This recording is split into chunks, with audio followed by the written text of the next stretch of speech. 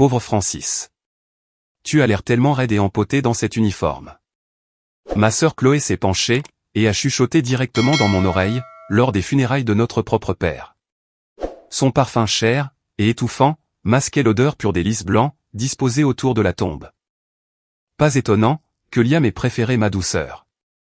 Il a dit que te prendre dans ses bras, c'était comme enlacer une bûche sans vie. J'ai gardé ma colonne vertébrale parfaitement droite, maintenant la position du garde-à-vous dans mon grand uniforme de l'armée, serrant les mâchoires, jusqu'à en avoir le goût du sang. La femme qui crachait ce venin, portait une robe de créateur noir très décolletée, et se pressait contre l'homme, qui était autrefois mon fiancé. Mais au lieu de m'effondrer, j'ai souri froidement. J'ai retiré lentement mes gants tactiques blancs, et j'ai tapé, très exactement, un ordre militaire sur mon téléphone. Avant que je vous raconte ce qui s'est passé, prenez un moment pour aimer et vous abonner à la chaîne. Mais seulement, si cette histoire résonne en vous. Et dites-moi, dans les commentaires, d'où vous regardez cette vidéo, et quelle heure il est chez vous. 4 ans, avant ces funérailles, j'étais une jeune lieutenant naïve de 28 ans, stationnée à Fort Liberty. Je venais de survivre, à un exercice d'entraînement sur le terrain, éreintant de 3 semaines. Un exercice, qui m'avait fait dormir dans des positions de combat boueuses, et manger des rations froides, dans des sachets en plastique marron. Mes cheveux, étaient emmêlés de sueur séchée. Mon uniforme de combat, avait l'odeur persistante de la fumée de diesel, et de la terre humide. Incrusté si profondément dans les fibres, qu'aucun lavage ne pourrait jamais l'enlever complètement. La peau de mes mains, était gercée, à force de manipuler de l'équipement métallique rugueux, dans un vent glacial. J'ai conduit, directement du parc automobile à l'agence de Liam, au centre-ville. Ces plats thaïlandais à emporter préférés, venant du restaurant près du centre commercial, réchauffaient le siège passager. Le sac en papier brun, s'assombrissant déjà avec la graisse au fond. Je voulais surprendre l'homme, que j'étais censé épouser. J'avais compté les jours dans mon trou de tirailleur. Gravant des marques sur la couverture arrière de mon carnet vert, comme un prisonnier marquant le temps. Imaginant ses bras autour de moi. Imaginant sa voix, me dire qu'il était fier de moi. Le hall, de sa petite entreprise de logistique, était vide. Le bureau de la réceptionniste, était rangé pour la nuit. Une seule lampe de bureau, restée allumée, projetait un faible cercle jaune, sur une pile de courriers non ouverts. Mes bottes boueuses, ont laissé des empreintes sur le carrelage poli. Le bâtiment sentait la climatisation recyclée, et le nettoyant pour tapis.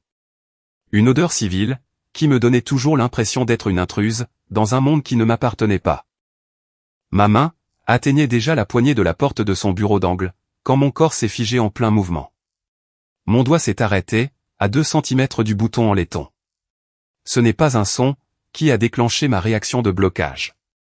C'est une odeur.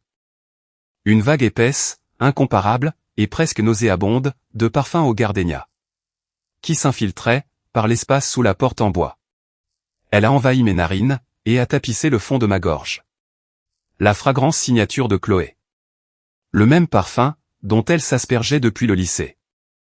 Celui qu'elle vaporisait si lourdement, qu'il annonçait sa présence, 30 bonnes secondes, avant même qu'elle n'entre dans une pièce. Je connaissais cette odeur, de la même façon qu'un soldat, connaît l'odeur de la cordite, après qu'un fusil a été tiré. Cela ne signifiait qu'une chose. Ma sœur, était derrière cette porte. J'ai pressé mon dos à plat, contre le mur du couloir. Me positionnant, dans l'angle mort de quiconque regarderait à travers l'entrebâillement de la porte. J'ai contrôlé ma respiration. 4 temps d'inspiration. 4 temps de maintien. 4 temps d'expiration. Dans l'armée, la panique est synonyme de mort. À travers les 3 interstices, où la porte ne rejoignait pas le cadre, j'ai d'abord entendu la voix de Liam. Il riait. Pas un rire nerveux. Pas le petit rire inconfortable, d'un homme pris au dépourvu. Un rire profond, détendu, et moqueur. Le genre de rire, qui vient d'un homme qui se sent complètement en sécurité dans sa cruauté. Parce qu'il croit, que la personne qu'il détruit, ne l'entendra jamais. Ne t'inquiète pas pour elle. Francis est aussi sèche qu'un bardeau de toit. Elle ne sait pas ce qu'est la passion, elle ne fait que suivre aveuglément les ordres. Mon estomac s'est contracté si violemment, que je me suis presque plié en deux. Le sac à emporter taille a crissé dans ma main. Puis, la voix de ma propre sœur a filtré par l'ouverture. douce et lente. Dégoulinante de cette condescendance, que j'avais subie toute mon enfance. Mais jamais, à ce volume. Jamais, avec autant de venin concentré, visant le cœur même de mon identité. Pauvre fille. Toujours à se forcer d'agir comme un homme, pour prouver sa valeur. J'ai redressé mes épaules. J'ai serré ma mâchoire si fort, que j'ai senti les tendons de mon cou se tendre. J'ai ouvert la porte d'un coup de pied. D'une frappe décisive de ma botte droite. La même botte, qui avait piétiné les parcours d'obstacles tactiques, et défilé lors de parades cérémonielles. La porte a claqué contre le mur, assez fort pour fissurer le plâtre derrière. Ils étaient emmêlés ensemble, sur le canapé en cuir marron. La chemise de Liam, déboutonnée jusqu'au ventre. Les talons de Chloé, abandonnés sur le tapis. Mais la vue de leur peau nue, n'a pas été ce qui a déclenché ma rage. Mes pupilles se sont contractées, en voyant ce que ma sœur portait sur ses épaules. Elle avait drapé, ma veste de combat. La vareuse de l'uniforme de combat de l'armée, portant la bande patronymique, Harris, cousue en fil noir au-dessus de la poche de poitrine droite. Sur sa peau nue. Ma veste.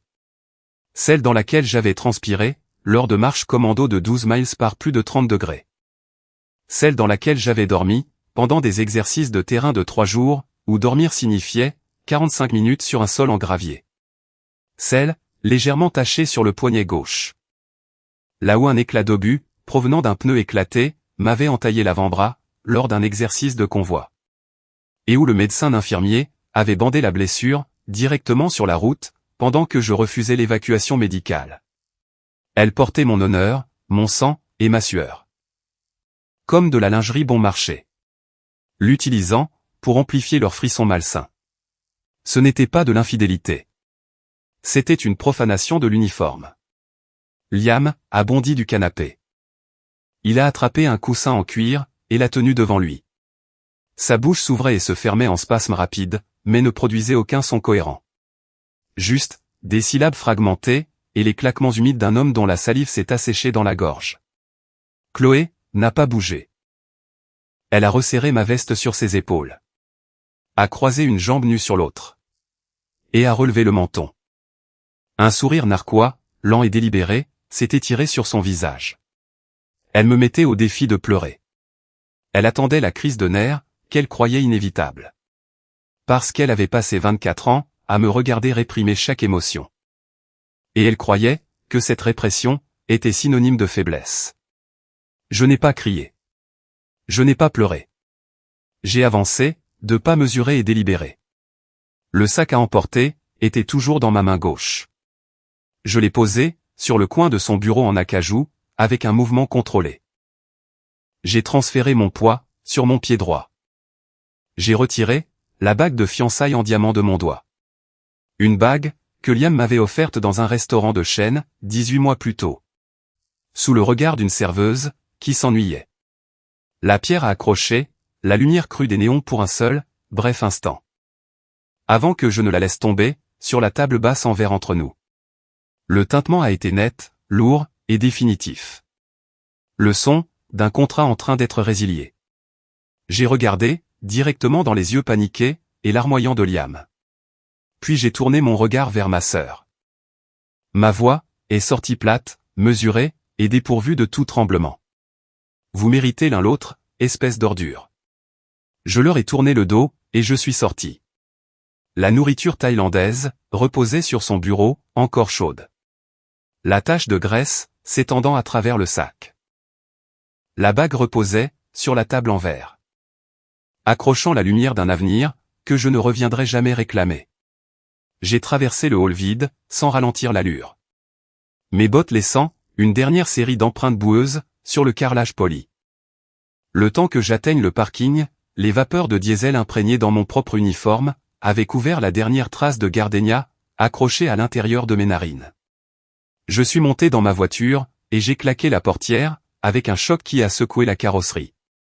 J'ai agrippé le volant à 10h10, jusqu'à ce que mes jointures deviennent blanches, et que les os de mes doigts me fassent mal. J'ai exécuté une retraite tactique parfaite. Laissant derrière moi, la sœur qui partageait mon ADN, et le traître qui avait gâché mon temps.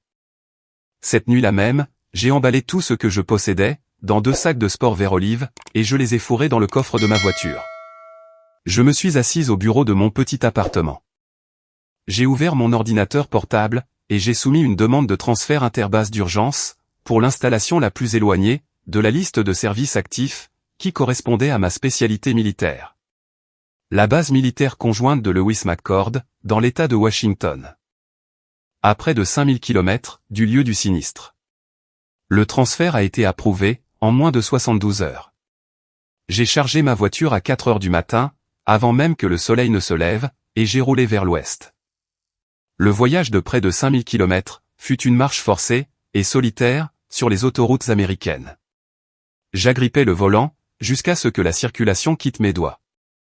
Poussant le moteur, au-delà des 130 km par heure. Pour noyer le silence, qui remplissait l'habitacle comme un gaz toxique. J'ai mangé des barres de céréales de station-service. Et j'ai bu du café noir de distributeur de relais routiers. Qui avait le goût de plastique brûlé. Je n'ai pas allumé la radio. Je n'ai appelé personne. Je ne me suis pas arrêté pour dormir, jusqu'à ce que le voyant de carburant clignote en rouge, depuis 30 km. Et que la voiture cahote, sur les vapeurs d'essence, à une aire de repos quelque part au Montana.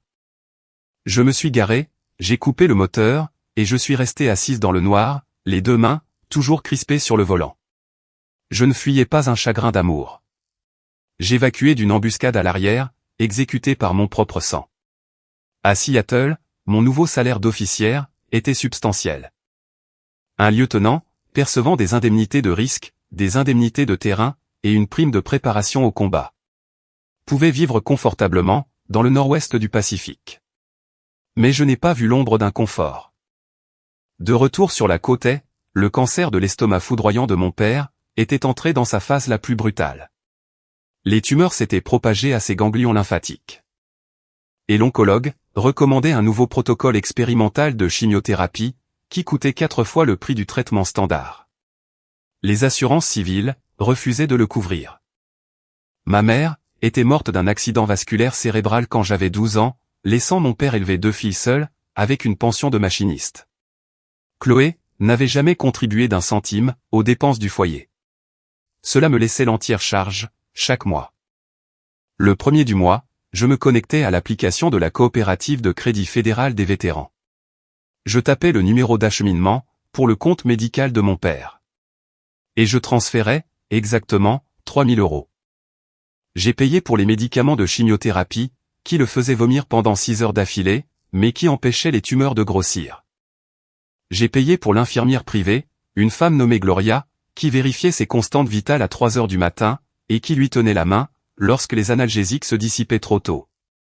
J'ai payé pour le lit d'hôpital loué, qui a été installé dans le salon de la vieille maison. Parce que, mon père avait dit à Gloria, qu'il voulait mourir en regardant les photographies sur sa cheminée, et non les dalles du plafond d'une salle d'hôpital. J'ai gardé les reçus. Absolument tous. Non pas parce que j'attendais un remboursement. Mais, parce qu'un soldat documente tout. Une chemise cartonnée dans le tiroir de mon bureau, devenait plus épaisse chaque mois. Confirmation de virement bancaire, facture de pharmacie, formulaire de location d'équipement pour le lit d'hôpital.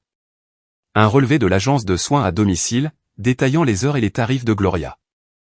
Les chiffres s'empilaient comme des rapports de perte, froids, factuels, et dévastateurs, lorsqu'ils étaient lus à la suite. En 4 ans, je transférerai plus de 140 000 € sur ce compte médical. Je n'achèterai pas un seul nouveau vêtement civil, pour moi-même, pendant toute cette période. Les 3 000 € en moins, me laissaient survivre en marge de ma propre vie. J'ai loué un studio, dans un complexe délabré, à 3 pâtés de maison à l'extérieur du périmètre de la base. Le bâtiment avait été programmé pour la démolition 2 fois. Et sauvé 2 fois, par des propriétaires qui se souciaient plus d'encaisser les chèques de loyer, que de remplacer l'isolation pourrie. Les murs étaient si fins, que je pouvais entendre la pluie glaciale, s'abattre sur le toit en tôle chaque nuit, chaque goutte frappant comme un plomb de fusil à air comprimé. Je dormais sur un lit de camp militaire des surplus, que j'avais acheté pour 11 € dans une friperie de la base. La toile, s'affaissant au milieu pour que ma colonne vertébrale, s'y courbe comme dans un hamac. Je gardais le radiateur électrique éteint. Même lorsque la température à l'intérieur de l'appartement chutait suffisamment, pour que je puisse voir ma propre respiration. Chaque kilowatt que j'économisais était un euro dirigé vers le fonds de chimiothérapie de mon père.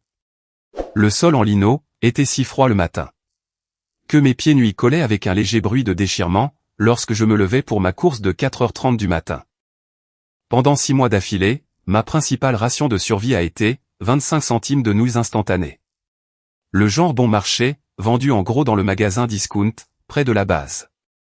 10 paquets, pour 2,50 €. Je m'asseyais sur ce sol en plastique glacial chaque soir. Le dos contre le meuble de la cuisine, me forçant à avaler ces nouilles salées et caoutchouteuses avec une fourchette en plastique. Pendant que la lumière bleue de l'écran de mon téléphone illuminait l'appartement sombre, comme une lampe d'interrogatoire. Chloé et Liam diffusaient agressivement leur nouvelle vie ensemble sur toutes les plateformes de réseaux sociaux. Des photos d'une vacance en station balnéaire à Cabo San Lucas. Chloé en bikini blanc. Bronzée et rayonnante, tenant un cocktail tropical avec un petit parapluie. Sa main gauche, inclinée parfaitement pour montrer une énorme bague en diamant flambant neuve, directement à l'objectif de l'appareil photo. Liam, dans une chemise en lin blanc impeccable. Son bras drapé autour de sa taille. Souriant, avec la confiance arrogante d'un homme qui croyait avoir monté en gamme.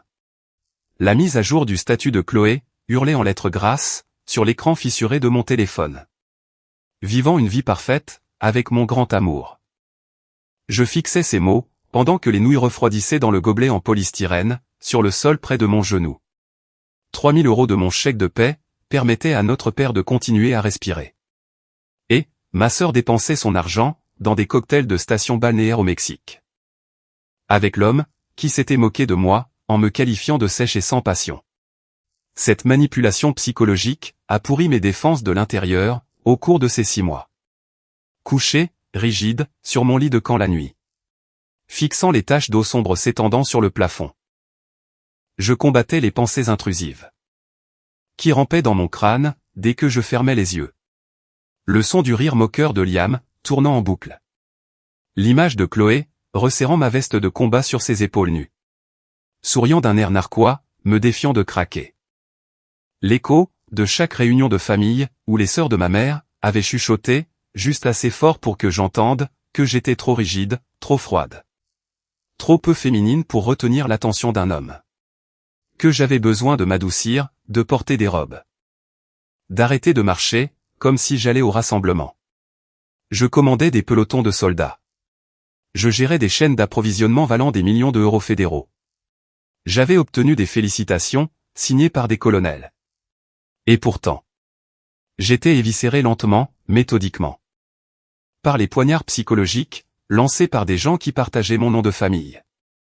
Je me vidais de mon sang, dans un appartement glacial, finançant la survie de mon père. Jusqu'à sa dernière perfusion de morphine. Et, absolument personne au monde, ne le savait. Ni mon officier commandant, ni l'aumônier. Ni les soldats sous mon commandement, qui me voyaient chaque matin au rassemblement. Avec mon uniforme repassé, mes bottes cirées, et mon visage ne trahissant rien. Je verrouillais l'écran du téléphone, le posais face vers le bas sur le sol froid, à côté du gobelet de nouilles vide. Et choisissais, d'endurer la douleur, dans un silence absolu. Un après-midi du début de l'automne, la pluie de Seattle tombait si fort, qu'on aurait dit du gravier, déversé du ciel sur le béton. Je marchais à grands pas, sur le parking de la base vers ma voiture, tête baissée. Trempé, à travers la vareuse de mon uniforme. Le tissu, s'accrochant froid et lourd à mes épaules. Je fonctionnais, avec 4 heures de sommeil fragmenté, et une barre protéinée, que j'avais mangée à mon bureau 6 heures plus tôt. Une main, est soudainement apparue sur mon chemin, paume en avant. Bloquant ma progression, comme un agent de la circulation arrêtant un camion. Martha. Une employée civile des finances, au milieu de la cinquantaine. Qui traitait les bons de voyage, et les rapprochements budgétaires, au 3e étage du bâtiment du quartier général. C'était une femme à la forte carrure. Avec des cheveux grisonnants coupés courts. Et des lunettes de lecture pratique, remontées sur le front. La pluie, ruisselant sur son visage sans fioriture, sans qu'elle ne prenne la peine de s'essuyer. Elle n'offrait pas de pitié. Elle ne penchait pas la tête, pour demander si ça allait, avec cette voix douce, que les gens utilisent quand ils connaissent déjà la réponse. Elle m'a examiné. avec l'évaluation clinique et tranchante d'une femme qui avait survécu à ses propres guerres. Et qui reconnaissait les dégâts dans la posture de quelqu'un d'autre. Major Harris.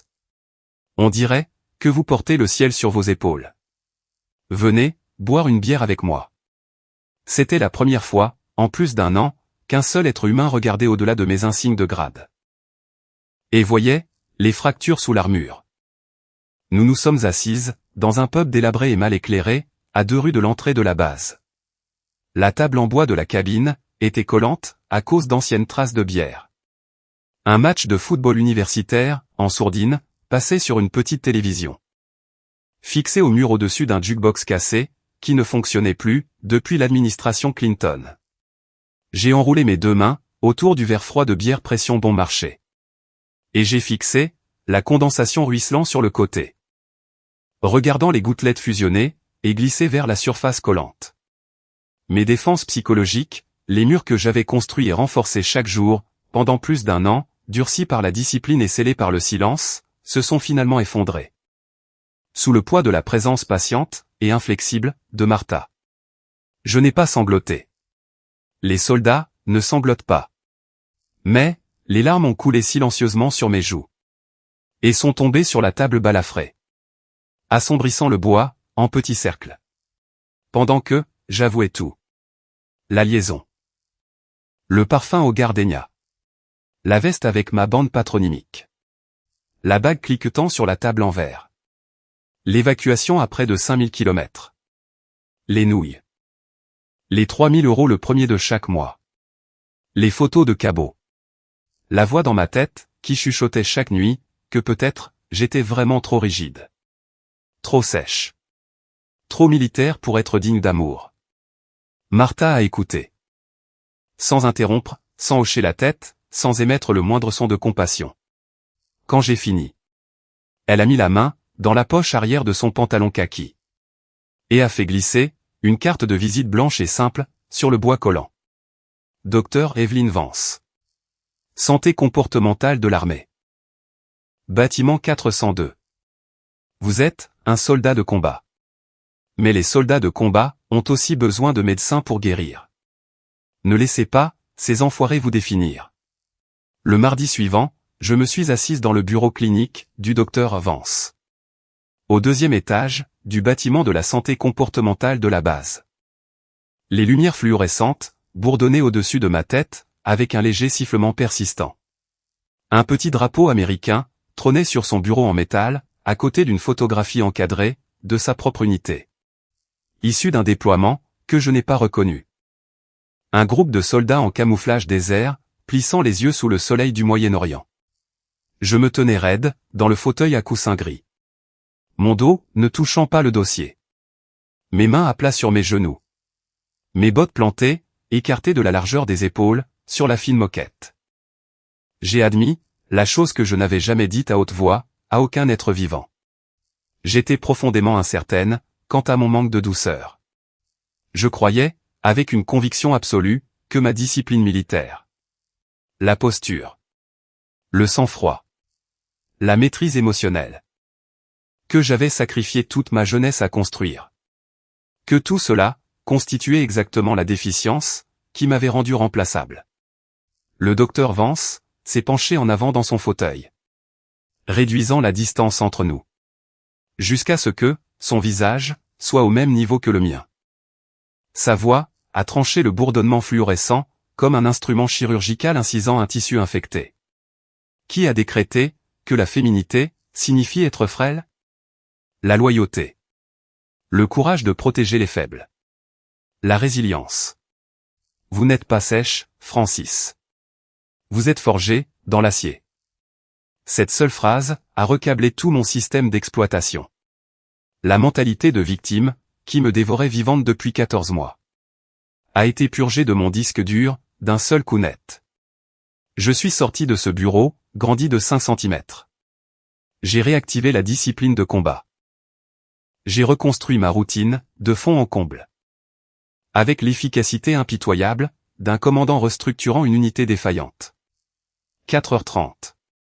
Chaque matin, je courais 8 km dans le noir, à travers les rues humides entourant la base. Mon souffle visible dans l'air froid. Mes bottes, frappant le trottoir avec un rythme, qui noyait chaque murmure, que Liam et Chloé avaient jamais planté dans ma tête. J'ai écrasé chaque test d'aptitude physique, par des marges, qui ont fait hausser un sourcil, à mon officier commandant. J'ai démantelé, la chaîne d'approvisionnement régionale que j'avais héritée de mon prédécesseur. J'y ai trouvé 14% de gaspillage, et de redondance, que personne n'avait pris la peine de chercher. Et, je l'ai reconstruite, en un système si efficace que le général de division a personnellement appelé mon bureau pour demander qui en était responsable. J'ai obtenu ma promotion au grade de major et le titre de directrice de la logistique stratégique lors d'une cérémonie au quartier général du bataillon. La feuille de chêne dorée a été épinglée à mon col par un colonel de plein exercice qui m'a serré la main et m'a qualifié de l'une des officières logistiques les plus brillantes qu'il ait vues en 20 ans de service. Ce même après-midi, je suis sorti de la base en voiture, et je suis entré dans un centre commercial civil. Pour la première fois, en plus d'1 an. J'ai ignoré le présentoir de rose pastel pâle et de coraux doux qui obsédait toujours Chloé. Des couleurs qu'elle mariait avec des robes d'été à fleurs et des sandales délicates conçues pour projeter la fragilité. J'ai marché tout droit vers le comptoir des cosmétiques. J'ai ignoré la tentative de la vendeuse de m'orienter vers la collection naturelle de tous les jours. Et j'ai acheté un seul tube de rouge à lèvres bordeaux. Un rouge net, foncé, presque violet. Exactement la couleur du sang séché sur un bandage de terrain. Je me suis tenu devant le miroir des toilettes de ce centre commercial. J'ai dévissé le capuchon et je l'ai passé sur mes lèvres d'un seul trait net et délibéré. La femme qui me regardait en retour n'était pas brisée, n'était pas sèche, n'était pas raide. J'étais une commandante qui avait traversé le feu et qui en était ressortie de l'autre côté avec sa colonne vertébrale intacte. Ce rouge à lèvres n'était pas du maquillage. C'était une peinture de guerre. Et je ne baisserai plus jamais la tête. Mon nouveau poste de directrice de la logistique stratégique nécessitait de fréquentes réunions de coordination de haut niveau au Pentagone. Des séances d'information avec des entrepreneurs de la défense, des officiers de liaison du Congrès et des hauts responsables militaires qui contrôlaient des budgets plus importants que les économies de petits pays. C'est lors d'une de ces séances, dans une salle de conférence sans fenêtre, 3 étages sous la cour centrale du Pentagone, que j'ai rencontré Alexander Sterling pour la première fois. Il était le PDG de Vanguard Défense, la plus grande entreprise militaire privée de la côte est, et le super prédateur des marchés publics fédéraux de la défense. Contrairement à Liam, qui exhibait constamment des voitures de sport en location et des montreurs de prix pour projeter une image de richesse qu'il avait empruntée. Alexander opérait entièrement sur un pouvoir discret. Aucun logo visible sur ses costumes anthracites sur mesure. Pas de bouton de manchette à ses initiales. Pas de pochette voyante ou de chaussures de créateur conçues pour être remarquées. Il était assis au fond de la salle de briefing lors d'un examen des coûts logistiques à enjeux élevés. Les bras croisés sur la poitrine, un bloc-notes juridique sur la table devant lui, avec rien d'écrit dessus. Observant sans parler. Pendant que 3 autres entrepreneurs de la défense trébuchaient sur des propositions gonflées, conçues pour saigner le gouvernement à blanc par le biais de frais généraux exorbitants. Quand ce fut mon tour de présenter, j'ai démantelé la structure de coûts défectueuse de l'offre concurrente principale, en utilisant rien d'autre qu'un tableau blanc, un marqueur effaçable à sec et des données d'approvisionnement brut que j'avais mémorisées à partir du dossier classifié la nuit précédente. Alexander n'a pas regardé mes jambes. Il n'a pas regardé ma poitrine. Il a verrouillé ses yeux sur les miens quand j'ai commencé à parler et n'a pas rompu le contact pendant toute la durée de la présentation de 20 minutes. Après la réunion, alors que les autres entrepreneurs rangeaient leurs mallettes et se dirigeaient vers la sortie, il s'est approché de mon podium. Il a tendu la main. Sa poigne était ferme. Sa posture, droite sans être raide. Ses yeux, assurés. Major Harris. Votre analyse est aussi tranchante qu'une lame tactique. Vous venez d'économiser au gouvernement des millions d'euros. Il respectait mon intellect. Pas ma docilité. Notre première rencontre. Autour d'un café noir, à la cafétéria du Pentagone. S'est transformé en un dîner dans un restaurant calme d'Arlington. Où les tables étaient suffisamment espacées pour que personne ne puisse espionner une conversation sur les contrats fédéraux. Puis, un autre dîner. Puis, une promenade de week-end, dans la campagne de Virginie, dans son véhicule. Nos rendez-vous n'avaient jamais lieu dans des boîtes de nuit VIP Tapa accent Graveleuil, ou des bars en terrasse. Où les photographes et les arrivistes tournaient comme des vautours. Il conduisait un SUV Volvo noir blindé. Avec des panneaux de verre renforcés. Et des pneus à affaissement limité. Quand, je lui ai demandé. Pourquoi, un homme qui pouvait s'offrir tout ce qui roulait choisissait quelque chose d'aussi discret. Il m'a regardé, sans sourire. Et m'a dit qu'il tenait à ce que nous rentrions intacts. Pas à frimer à un feu rouge. Il est devenu mon arrière-garde. La personne couvrant mes arrières. Pendant que je continuais à avancer. Il traitait ma discipline militaire. Non pas comme un défaut à corriger ou une aspérité à limer. Mais comme mon plus grand atout stratégique. Il ne m'a jamais demandé. Ne serait-ce qu'une seule fois. D'adoucir ma posture, de baisser ma voix. Ou d'échanger mon uniforme contre une robe de cocktail. La première fois que je suis arrivé au dîner, avec mon rouge à lèvres bordeaux. Et mes cheveux tirés en arrière, en un chignon réglementaire. Il m'a dit que j'avais l'air d'une femme qui pourrait diriger un pays. Et que c'était la chose la plus attirante qu'il ait jamais vue. C'était l'exact opposé de tout ce que Liam avait jamais dit sur moi. L'exact opposé de tout ce que Chloé avait chuchoté lors des réunions de famille. Pendant que je m'asseyais dans un coin, en faisant semblant de ne pas entendre. Un soir. Des mois après le début de notre relation. Je me suis assise en face de lui. Dans son bureau, à la maison, dans une maison de ville de Georgetown. Nous buvions tous les deux du café noir à 21h. Parce que ni l'un ni l'autre ne dormaient comme des civils normaux. Alexander examinait un dossier épais, estampillé de marque d'audit fédérale. Tournant les pages. Avec la vitesse habituelle d'un homme. Qui avait lu 10 000 contrats dans sa carrière. Il a mentionné. Presque avec désinvolture. De la façon dont on pourrait parler de la météo. Que Vanguard Défense venait de remporter une victoire décisive pour l'entreprise.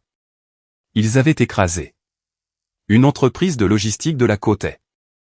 Qui avait fait une offre agressive pour un énorme contrat de chaîne d'approvisionnement du département de la Défense. L'entreprise concurrente avait soumis des déclarations de capacité financière frauduleuses pour gonfler leurs notes pendant le processus d'évaluation. L'équipe juridique d'Alexander avait découvert la supercherie lors d'une vérification diligente de routine. Avait compilé les preuves dans un dossier d'audit formel. Et l'avait remis directement aux enquêteurs fédéraux du bureau de l'inspecteur général du département de la Défense. L'entreprise avait été définitivement mise sur liste noire. De tous les contrats gouvernementaux. Le nom de l'entreprise était Evans Logistique. L'entreprise de Liam. Le PDG a falsifié sa capacité financière. A dit Alexander calmement. Tournant une page du dossier, sans lever les yeux. Il croule sous les dettes. Mais, emprunte massivement. Juste, pour redorer son image publique. J'ai remis l'audit aux fédéraux. Le département de la Défense l'a définitivement mis sur liste noire.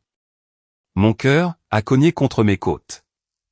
Assez fort pour que je sente palpiter le tissu de ma blouse. J'ai gardé mon visage absolument immobile. J'ai soulevé ma tasse de café. J'ai pris une longue gorgée. Et je l'ai reposée, sans un tremblement. Sans lever le petit doigt. Sans prononcer un seul mot de vengeance. Sans jamais mentionné le nom de Liam à Alexander.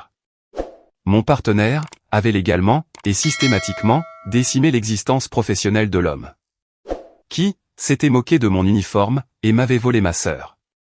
La veille de Noël. Dans la paisible cabane d'Alexander, dans les montagnes des Cascades. À l'est de Seattle.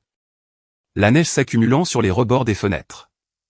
Un feu crépitant dans le foyer en pierre. Remplissant la pièce de l'odeur du cèdre qui brûle. Alexander a posé sa tasse de café. Il a contourné l'îlot de la cuisine. Vers l'endroit où je me tenais. A pris mes deux mains dans les siennes. Et a mis un genou à terre. Sur le large parquet en bois massif.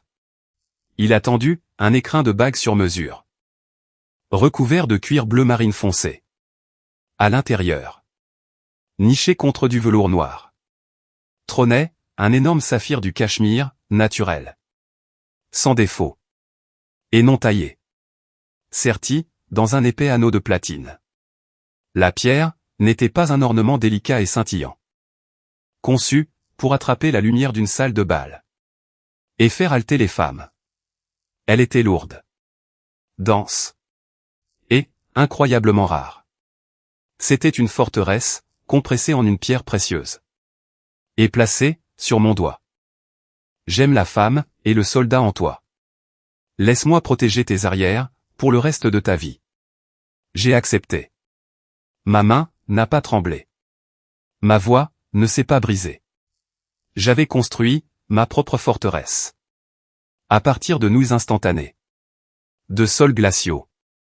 Et de discipline militaire. Et, maintenant. J'avais l'allié ultime. Montant la garde sur le mur, à côté de moi. Nous revenons au présent. Aux funérailles. Juste après, que le cercueil de mon père ait été descendu dans la terre fraîchement creusée. Toute la famille élargie a migré vers la vieille maison, sur Maple Street. La maison. Que j'avais payée. Pour empêcher la saisie. Avec 3000 € de mon salaire militaire, chaque mois. La maison. Où mon père avait rendu son dernier souffle. Dans un lit d'hôpital loué. Pendant que Gloria lui tenait la main. Et Chloé restait introuvable. Chloé n'a pas organisé de veillée solennelle. Elle a transformé le salon en un cocktail de réseautage. Conçu pour éblouir les faux associés en affaires de Liam. Et pour impressionner les membres de la famille élargie. Qui mesurait la valeur d'une personne. À la marque de la voiture, garée dans son allée. Une entreprise de restauration. A installé des plateaux en argent, d'amuse-gueule coûteux. Sur des tables, recouvertes de lin blanc. Les flûtes de champagne s'entrechoquaient. Alors que le corps de mon père était encore chaud, sous 2 mètres de terre. Chloé m'a coincé près de l'embrasure de la porte de la cuisine. Ses yeux, balayant mon uniforme de cérémonie de l'armée, impeccable. Des chaussures noires cirées, au ruban de service, épinglées au-dessus de ma poche de poitrine gauche. Son expression, irradiant un mépris, non dissimulé. Elle m'a ordonné d'aller chercher un sac de glaçons dans le garage.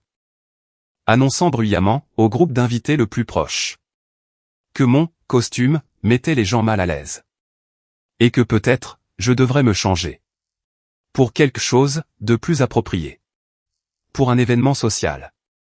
La rage m'a transpercé la poitrine, comme une baïonnette plantée entre mes côtes.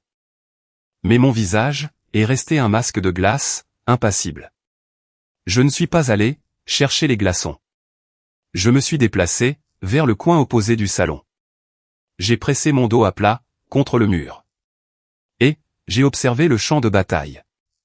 Liam s'est positionné au centre de la pièce. Entouré par les parents plus âgés de mon père. L'oncle Ray. Se distinguant parmi eux. Avec un verre de whisky. Qu'il ne cessait de remplir, à partir d'une bouteille qu'il avait lui-même apportée. Liam a levé une cuillère en argent. Et a tapoté contre le bord de son verre à vin en cristal. Jusqu'à ce que les bavardages cessent. Et que chaque visage dans la pièce se tourne vers lui. Il s'est raclé la gorge. Il a ajusté le nœud Windsor de sa cravate en soie onéreuse. Il a redressé les revers de sa veste. Puis, il a livré sa performance. Avec l'assurance polie d'un homme qui l'avait répété devant un miroir. À mon défunt beau-père. Chloé et moi n'avons aucun regret. Ces dernières années, nous avons payé toutes les factures médicales. Engagé les meilleurs médecins. Et des infirmières privées pour lui. Nous avons fait tout cela par piété filiale. Il a levé son verre. La pièce a explosé en murmures d'approbation. L'oncle Ray a essuyé une larme théâtrale du coin de son œil. Et a hoché la tête solennellement. Des cousins que je n'avais pas vus depuis une décennie ont applaudi doucement. Les partenaires commerciaux de Liam ont levé leurs verres à l'unisson. Et puis, un par un, les yeux dans la pièce, ont dérivé vers moi. Le soldat solitaire. Debout, seul dans le coin. Sans boisson. Sans partenaire. Sans une seule personne se tenant à ses côtés. Leurs expressions portaient le même message. De la pitié. Pour la vieille fille qui avait choisi la boue. Plutôt que le mariage. L'oxygène s'est évaporé de mes poumons. Il a payé. Une fureur violente a balayé mon crâne. Et s'est installée derrière mes yeux. Avec la pression écrasante d'une migraine se formant à la base de mon cerveau. Le registre interne. Que j'avais tenu pendant 4 ans. S'est ouvert d'un coup dans ma tête. Chaque transaction projetée dans mon champ de vision. Comme un affichage de ciblage superposé sur la scène devant moi. C'est moi. Qui me suis assise sur un sol de lino glacial. En mangeant des nouilles qui coûtaient 25 cents le paquet. C'est moi. Qui ai vidé mon salaire militaire. Le premier de chaque mois. Fixant l'écran de confirmation de l'application bancaire. Pendant que mon estomac vide grognait. C'est moi. Qui ai signé les papiers d'un prêt de crédit fédéral. Pour combler l'écart. Lorsque les coûts du traitement de mon père ont explosé. Au cours de ces derniers mois. J'ai financé. Chaque flacon de morphine. Qui a soulagé sa douleur. Quand le cancer rongeait la paroi de son estomac. J'ai payé pour Gloria. L'infirmière. Qui lui tenait la main à 3 heures du matin. Quand l'agonie devenait si intense qu'il ne pouvait plus formuler de mots. C'est moi. Qui ai appelé le pharmacien depuis un placard à fournitures sur la base. Pendant ma pause déjeuner. Lisant les numéros de carte de crédit au téléphone. Pendant que des soldats passaient devant la porte. Sans jamais savoir que leur commandant était à un chèque de paix. De faire défaut sur un prêt fédéral. Chloé et Liam n'avaient pas dépensé un seul centime pour ses soins. Leur entière contribution à la survie de mon père s'est résumée à 3 paniers de fruits mis en scène. Livrés par un service d'épicerie. Photographiés sous 2 angles différents pour les réseaux sociaux. Accompagnés d'émojis au visage en pleurs. Et dont on n'a plus jamais parlé. Maintenant. Ce parasite se tenait dans la maison de mon père. Portant une cravate en soie. Achetée avec de l'argent emprunté à des taux d'intérêt abusifs. Volant ouvertement. Ma sueur. Mes dettes. Mes sacrifices. Et mes larmes. Pour construire son image de gendre dévoué et généreux. L'oncle Ray. Et le reste de la famille élargie ignorante. Applaudissaient comme des spectateurs à un spectacle de magie. Essuyant des larmes. Pour une performance qui était entièrement fabriquée de toutes pièces. Il me regardait avec pitié. Le soldat solitaire. La vieille fille desséchée. Qui a choisi le service plutôt que la douceur. Et a eu exactement ce qu'elle méritait. Mes mains se sont recroquevillées en poings dans mon dos. Les ongles creusant des demi-lunes dans mes paumes. Mon pouls a chuté de la fureur élevée d'une personne sur le point de perdre le contrôle. Vers un rythme constant. Létal. Et régulier. Le battement Que fait le cœur d'un tireur d'élite? Dans la demi-seconde, avant d'appuyer sur la détente. J'ai verrouillé mes yeux, sur Liam. À travers le salon bondé. Je n'allais pas rétablir la vérité. J'allais anéantir toute son existence. Si votre sang bout. En voyant ce parasite voler le sacrifice d'un soldat. Frappez sur le bouton j'aime. Et dites-moi dans les commentaires. Si vous avez déjà eu un membre de votre famille qui s'est approprié le mérite de votre travail acharné. Continuez à regarder. Car le piège est tendu. Et l'ordre d'exécution est sur le point de tomber. Chloé a glissé son bras sous celui de Liam. Et ils ont serpenté à travers le salon. Vers le coin où je me tenais, le dos contre le mur. Elle m'a regardé de haut en bas. Ses yeux, voyageant de mes chaussures cirées. Aux médailles sur ma poitrine. Avec le mépris lent et délibéré. De quelqu'un qui inspecte un meuble qu'il a déjà décidé de jeter à la poubelle. Ses lèvres se sont retroussées. Dans le même ricanement. Qu'elle portait 4 ans auparavant. Sur ce canapé en cuir. Francis. Liam et moi pensons que tu devrais démissionner. La vie militaire, ce n'est pas pour les femmes. Liam te trouvera un poste de secrétaire dans son entreprise. Bon salaire. Tu n'auras qu'à préparer le café et classer les papiers. C'est mieux que de te rouler dans la boue. Et de mourir vieille fille. Le salon ne s'est pas tu progressivement. Il est devenu silencieux, tout d'un coup. Comme si quelqu'un avait arraché le cordon d'alimentation du mur. Puis, les rires ont éclaté. Des rires moqueurs. Roulants. À gorge déployée. Rebondissant de mur en mur. Des cousins, se donnant des coups de coude dans les côtes. Les faux partenaires commerciaux de Liam, ricanant derrière leur flûte à champagne. Même le personnel de restauration a échangé des regards. L'oncle Ray s'est avancé depuis le demi-cercle des membres de la famille. Faisant tournoyer le whisky bon marché. Dans un gobelet en cristal. Qui avait appartenu à mon père. Il m'a regardé. Avec l'expression condescendante. Et vitreuse. D'un homme à qui aucune femme n'avait jamais dit non de toute sa vie. Et qui ne voyait aucune raison de commencer à s'y attendre maintenant. Prends cette offre, ma nièce. Avoir un travail de bureau pourrait t'aider à trouver un mari pour prendre soin de toi. Il ne se contentait pas de m'insulter. Il salissait l'uniforme. Pour lequel j'avais saigné. Il crachait sur le grade. Que j'avais obtenu. Par des années d'endurance physique et mentale. Il rejetait la carrière. Qui, à elle seule, avait financé la survie de l'homme, dont il transformait les funérailles en cocktail.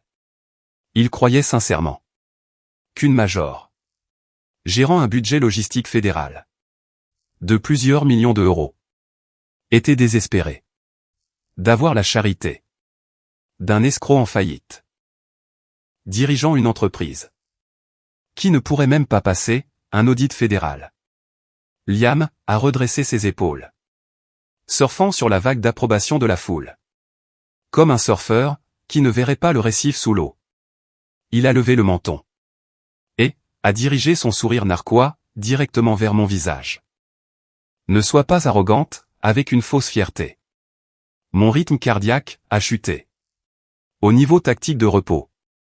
60 battements par minute. 58. Mode combat, activé. J'ai glissé la main derrière ma ceinture. Et j'ai sorti les gants blancs de cérémonie. Que j'avais retirés plus tôt, au bord de la tombe. Je les ai tenus. Dans ma main gauche. Le tissu blanc éclatant. Contre le lambris en bois foncé. J'ai avancé. 1 pas. 2. 3.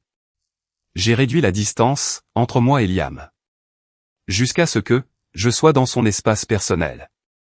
Assez près. Pour sentir le bourbon sur son haleine. Et le désespoir est grand dessous. Ma voix a adopté le ton de commandement, bas et mesuré. Que j'utilisais. Lors de la transmission d'ordre tactique. Qui ne pouvait pas être remis en question. Ne pouvait pas être négocié.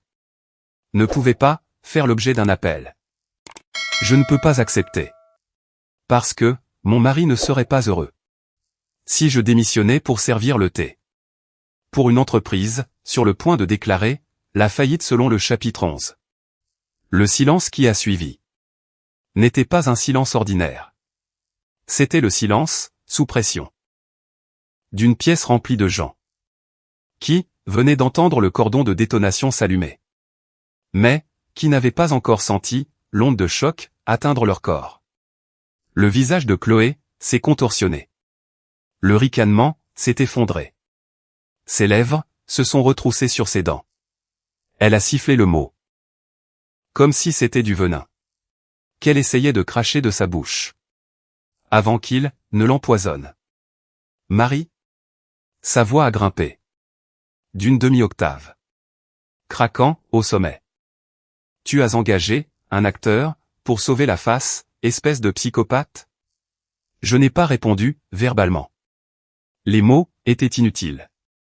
J'ai sorti mon téléphone de la poche intérieure de ma veste d'uniforme de cérémonie. Je l'ai déverrouillé avec mon empreinte digitale. Et j'ai ouvert le fil de messages texte crypté. Intitulé Vanguard One. J'ai tapé 2 mots avec mon pouce droit. Chaque lettre délibérée et précise. Heure. Cible. J'ai ajouté exécute. J'ai appuyé sur envoyer. La confirmation de livraison, en bleu, est apparue sur l'écran. J'ai glissé le téléphone dans ma poche. Et j'ai croisé les 2 mains dans mon dos. À la position du repos. 5 secondes.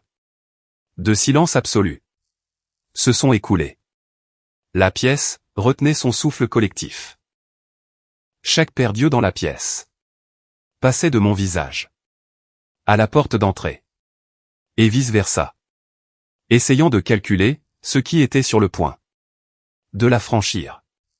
Puis, la lourde sonnette en laiton a résonné à travers la maison. Profonde et retentissante. Comme une cloche d'église. Sonnant la fin d'un long et terrible sermon. L'artillerie lourde était arrivée. À l'extérieur de la fenêtre d'entrée. Un immense Cadillac Escalade, noir et blindé, s'est arrêté sur le trottoir. Le moteur tournait au ralenti. Avec un grondement profond et sourd de V8. Conçu pour tirer un poids blindé. Et, non pour frimer, au feu rouge. La calandre chromée accrochait la lumière grise de l'après-midi. 2 hommes, dans des costumes noirs, identiques, sont sortis par les portières avant. Se sont déplacés. Dans un silence coordonné. Vers le côté passager arrière. Et ont ouvert des parapluies noirs assortis. Contre la fine bruine qui tombait depuis l'enterrement. Ils se sont positionnés, de part et d'autre, de la portière arrière. La porte s'est ouverte. Alexander Sterling a posé le pied sur le trottoir mouillé. A boutonné le seul bouton du milieu de sa veste de costume sur mesure, anthracite. Et a marché vers le porche d'entrée. Avec la démarche mesurée d'un homme qui n'avait jamais eu à se presser pour qui que ce soit. La porte d'entrée s'est ouverte sur le salon. Et Alexander a rempli le cadre. Il mesurait 1,91 m. Ses épaules occupaient toute la largeur de l'embrasure de la porte. Le poids, purement oppressant, de sa présence physique a aspiré l'oxygène de la pièce. De la même façon qu'une baisse soudaine de la pression barométrique précède une violente tempête. Il ne portait aucun logo visible. Pas de pochette. Pas d'épingle à cravate.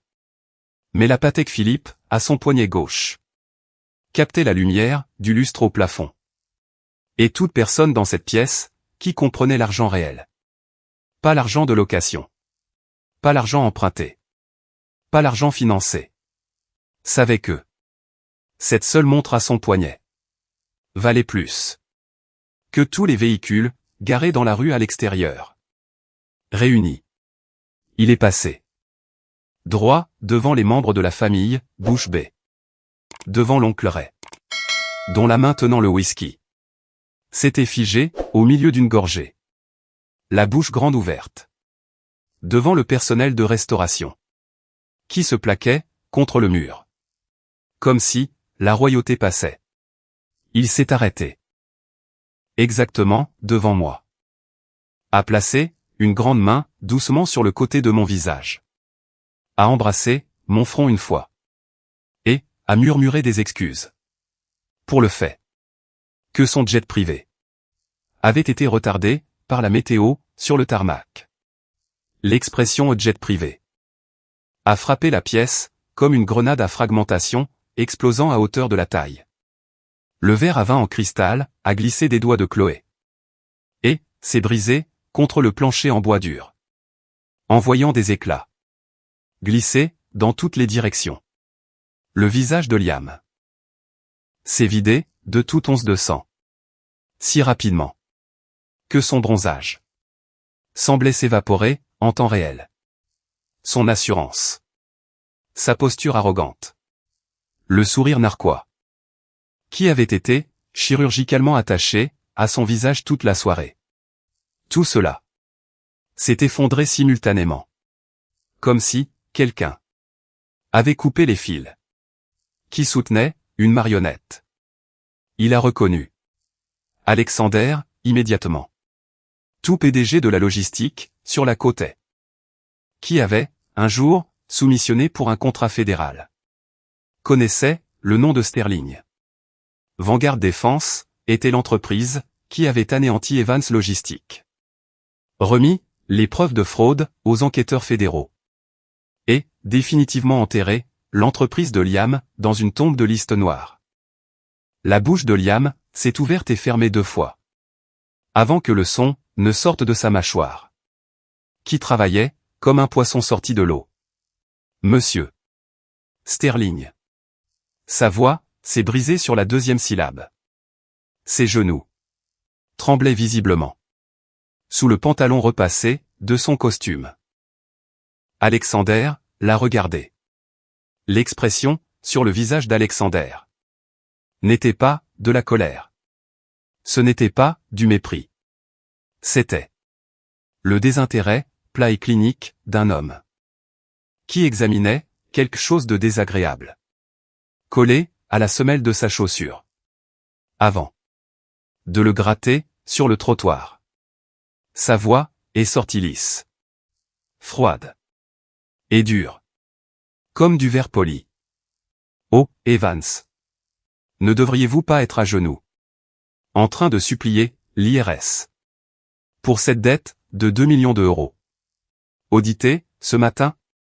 Mon équipe juridique a signalé que vous veniez de mettre, cette maison même, en hypothèque. Pour obtenir un prêt à taux d'intérêt élevé. Afin de payer une Mercedes en location. La famille a poussé, de grands cris d'étonnement. Le whisky, de l'oncle Ray, a débordé du bord de son gobelet. Et, a coulé, le long de son poignet.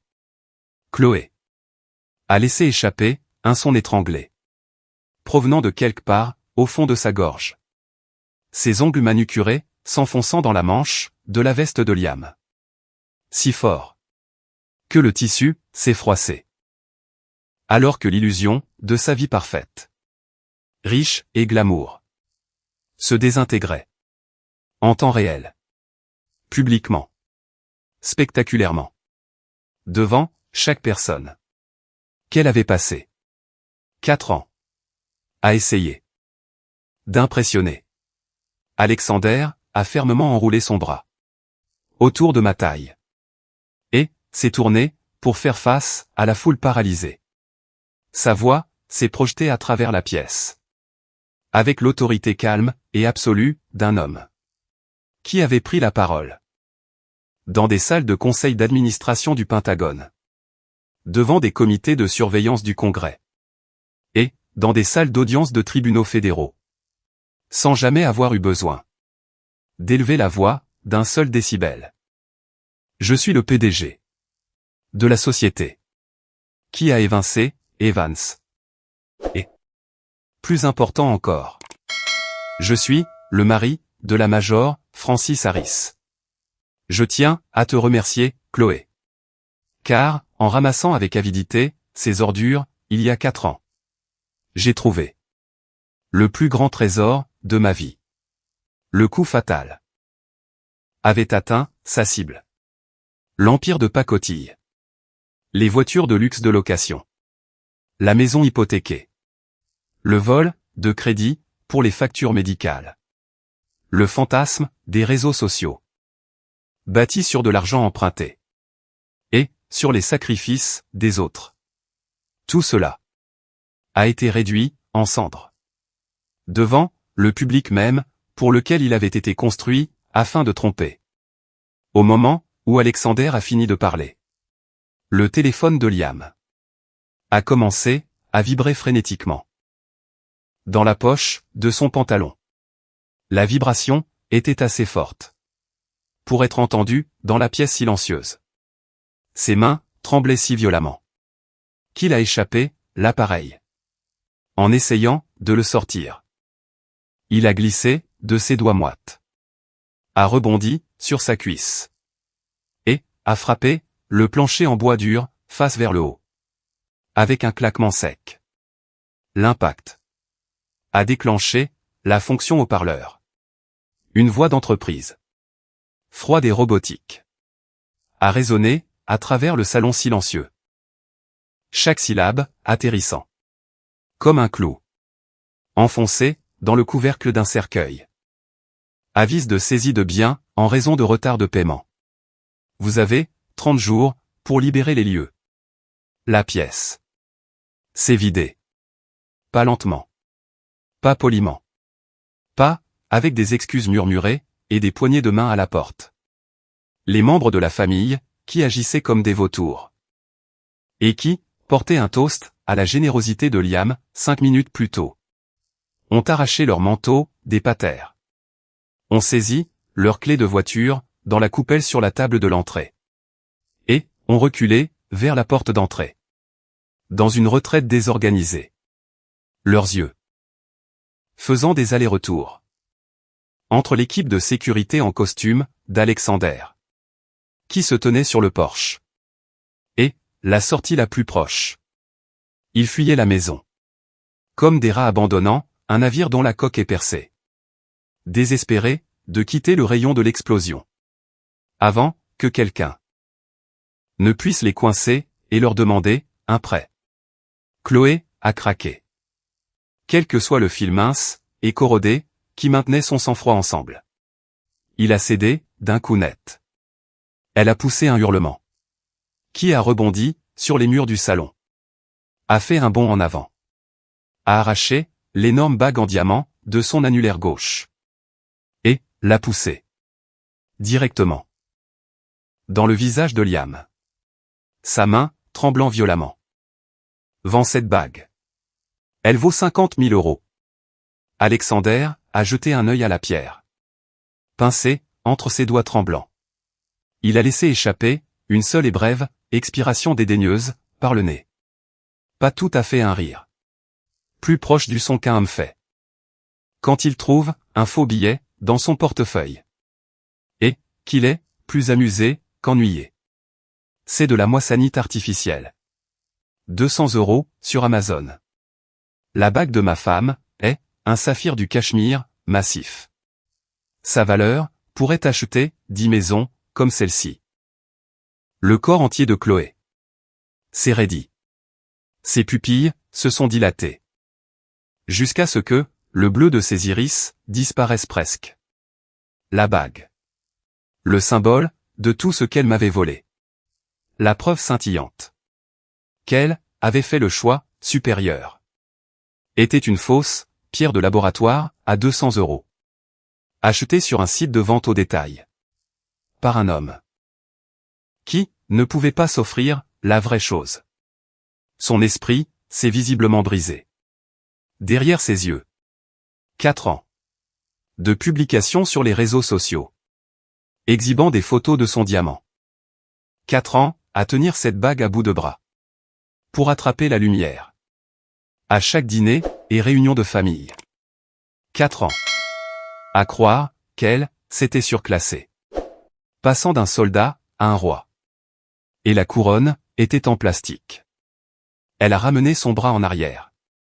Et a jeté la pierre sans valeur. Directement. Au visage de Liam.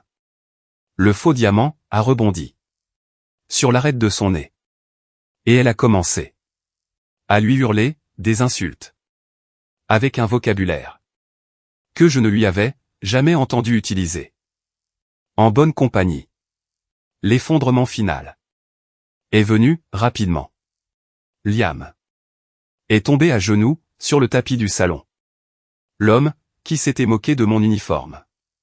Qui m'avait appelé sèche comme un bardeau de toit. Qui avait ri.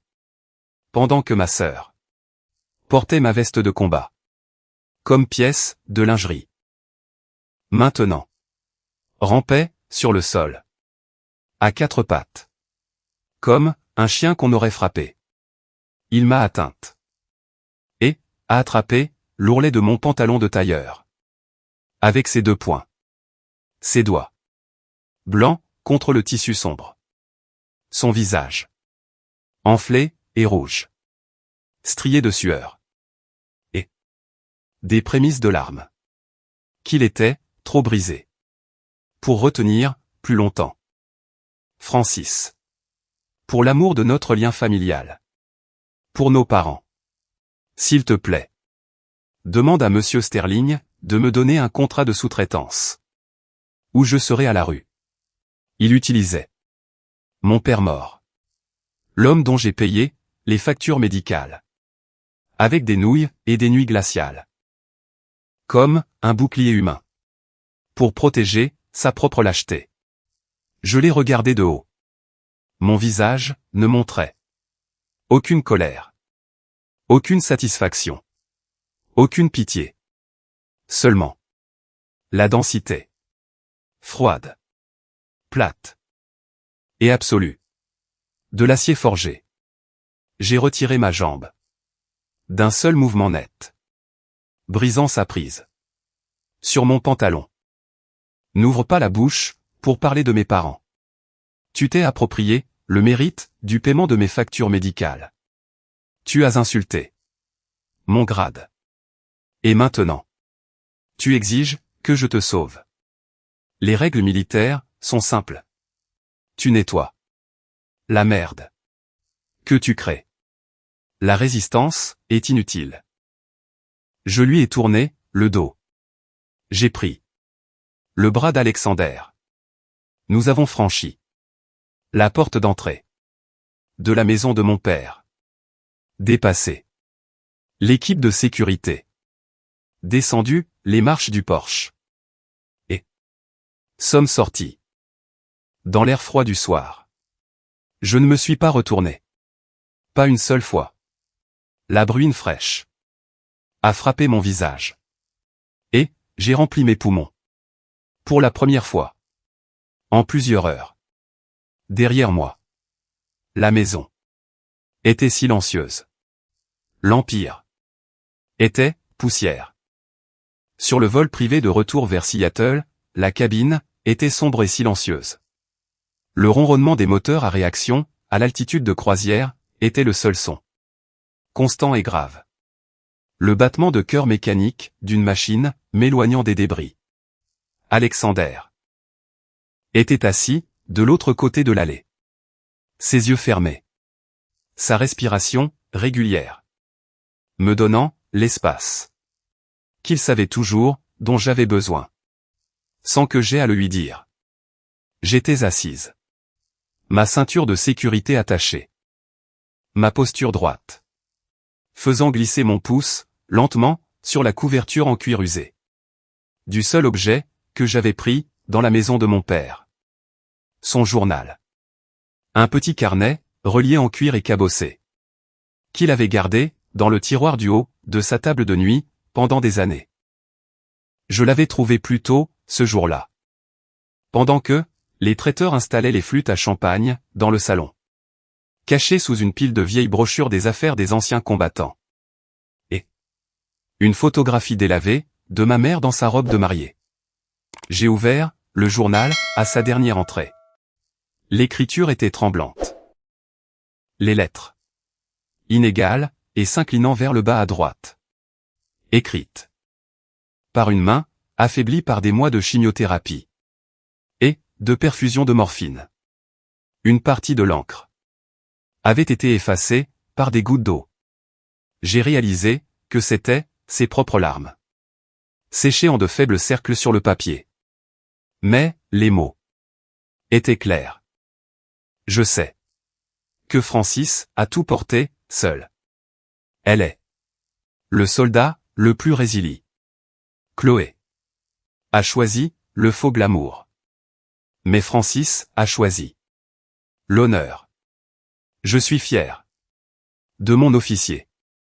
Une seule larme s'est libérée du coin de mon œil droit et est tombée sur la page. Assombrissant, l'encre autour du mot fier. J'ai pressé mon pouce sur la tache humide, doucement. Comme si je pouvais maintenir ce mot, en place sur le papier. Pour toujours. J'ai feuilleté les pages précédentes. Il y avait des entrées, sur sa douleur. Son programme de médication. Des notes, sur les visites de Gloria. Mais, tissés entre les entrées médicales, se trouvaient, des fragments, me concernant. Il avait écrit, sur les virements bancaires. Il savait, exactement, d'où venait l'argent. Il avait calculé le montant, lui-même. Il a écrit qu'il ne m'avait jamais dit, qu'il savait. Parce qu'il ne voulait pas me charger de la culpabilité. De savoir, qu'il se sentait impuissant. Pendant que sa fille payait pour sa survie, avec sa faim. Mon père, a toujours su. Il a vu chaque sacrifice. Il a compris les nouilles. L'appartement froid. Les virements, le premier de chaque mois. Il a vu, le silence que j'ai maintenu. Pour qu'il puisse consacrer, sa dernière énergie, à combattre la maladie. Au lieu de s'inquiéter, de voir sa fille combattre sa famille. Le dernier nœud dans ma poitrine. Celui qui avait été serré pendant 4 ans. Se resserrant un peu plus. Chaque fois que Chloé chuchotait une insulte. Ou que Liam s'attribuait un mérite. S'est dénoué lentement. Et est tombé. Comme un bandage, retiré d'une blessure. Qui avait enfin guéri, en dessous. 2 semaines plus tard. Je me tenais au comptoir de la cuisine, de notre maison, dans les collines. Au-dessus de Puget Sound. Tranchant une pomme verte. Avec un couteau d'office en céramique. Pendant que, le brouillard matinal pressait épais, et gris, contre les fenêtres en saillie. Mon téléphone a vibré, violemment, contre le comptoir en granit. Le son, aigu et intrusif. Contre, le calme de la cuisine. Un message texte. Provenant d'un numéro, non enregistré. Illuminant l'écran. J'ai reconnu l'indicatif régional. Chloé, tu dois m'envoyer 10 000 euros. Liam a pris la voiture, et s'est enfui. La banque me met, à la rue. Tu es ma sœur. Tu es incroyablement riche. La famille doit s'entraider. J'ai posé le couteau, sur la planche à découper. J'ai pris, le téléphone. Et, j'ai lu le message, une fois. Laissant, chaque mot s'imprimer. J'ai laissé échapper, une seule expiration sèche. Par le nez. La femme. Qui avait chuchoté, que j'étais raide et empoté. Au bord de la tombe ouverte de mon propre père. La femme. Qui avait porté, ma veste de combat. Comme lingerie. En couchant. Avec mon fiancé. La femme. Qui était restée là. Pendant que son mari s'attribuait le mérite. De 4 ans, de facture médicale. Que j'avais payé, avec mon propre sang. Ma sueur. Et ma faim. Elle exigeait, maintenant. 10 000 euros. Sous la bannière sacrée, de la solidarité entre sœurs. Je n'ai pas répondu. Je n'ai pas ressenti de colère. Je n'ai pas ressenti de satisfaction. Je n'ai pas ressenti le désir de me venger. Parce que la vengeance avait déjà été exécutée. Avec une précision chirurgicale dans ce salon. J'ai ressenti un sentiment écrasant, propre et chirurgical d'apathie envers un combattant ennemi qui avait tiré sa dernière cartouche, jeté sa dernière grenade et se tenait maintenant à découvert avec une arme vide et sans couverture. C'était la même femme qui avait un jour publié une photo d'elle-même riant sur une plage pendant que je mangeais des nouilles instantanées sur un sol glacial pour payer la chimiothérapie de notre père. La même femme qui avait porté ma veste de combat comme décoration de chambre. La même femme qui avait chuchoté au bord d'une tombe que j'étais raide et empoté, alors que la terre était encore fraîche sur le cercueil de notre père.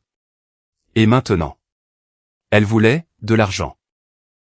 Elle voulait le filet de sécurité qu'elle avait passé sa vie à détruire pour tous les autres. La discipline militaire impose un principe simple et non négociable. On ne réapprovisionne jamais une force hostile. J'ai tapé sur l'écran, une fois, avec mon index. J'ai appuyé sur le texte rouge qui disait « Bloquer le numéro ». J'ai regardé le contact disparaître de mon téléphone. Le nom. Le numéro. L'histoire. Tout cela, effacé. En une fraction de seconde. J'ai rompu les liens du sang. Définitivement. D'un seul tapotement de mon doigt. La guerre était officiellement terminée. J'ai posé le téléphone face contre le comptoir en granit. J'ai pris le couteau d'office. Et j'ai fini de trancher la pomme. Ce soir-là, je suis sorti sur le porche arrière. La brume de Seattle flottait bas sur le jardin. Fraîche et propre contre ma peau. Portant le léger parfum du cèdre mouillé. Et du sel du bras de mer lointain. Alexander était agenouillé. Dans la boue humide et sombre du parterre de fleurs. Le long de la clôture arrière. Sa veste de costume, jetée sur la rambarde du porche. Les manches de sa chemise blanche. Retroussées jusqu'au coude. Sa montre onéreuse. Laissée à l'intérieur. Sur le comptoir de la cuisine. Il plantait des bulbes de tulipes blanches. En rangées, nettes et délibérées.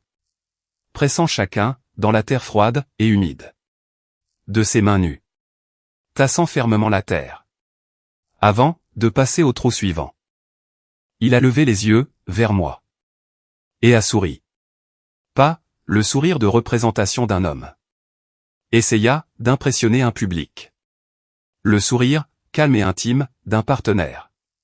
Qui comprenait exactement ce à quoi la femme, debout sur le porche, avait survécu. Et choisissait de construire quelque chose de nouveau. À ses côtés. Les tulipes blanches symbolisaient le pardon. Je ne pardonnais pas à Chloé. Je ne pardonnais pas à Liam. Je ne pardonnais pas à l'oncle Ray. Ni aux membres de la famille, qui agissaient comme des vautours. Eux, qui avaient applaudi un menteur, et pris en pitié un soldat. Je me pardonnais à moi-même. Me pardonner, pour chaque nuit passée sur ce sol en lino glacial, en croyant que je n'étais pas assez bien. Me pardonner, pour chaque seconde gaspillée.